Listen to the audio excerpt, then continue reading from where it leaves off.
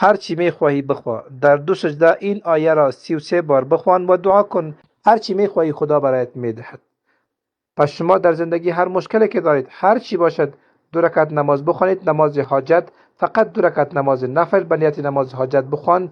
بعد وقتی نماز صلات حاجت خواندید، برای هر چی که میخواهید خانه به دست بیاورید، موتور به دست بیاورید، خواستگار ندارید یا سحر و جادو شدید یا مشکل دیگری دارید، 2 رکعت نماز صلات الحاجت بخوانید. بعد آن در سجده رفته آیه 5 سوره والضحی را بخوانید 33 بار. ولسوف یعطیک ربک فترضی. این آیه را 33 بار در یک سجده بخوانید. الله اکبر گفته بعد از سجده سر بلند کرده و الله اکبر گفته به سجده دوم رفته و در سجده دوم هم 33 بار بخوانید. ولسوف یعطیک ربک فترضی.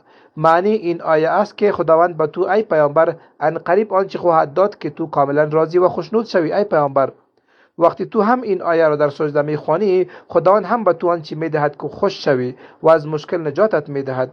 وقتی سر از سجده دوم بلند کردی، برای هر چی میخواهی دعا کن.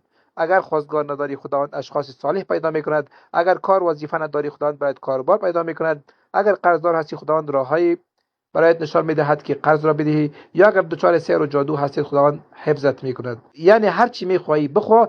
به این عمل پابند باشید، مداومت کنید. ان شاء الله 3 هفته هنوز تمام نشده باشد که خداوند مشکلتان را حل میکند.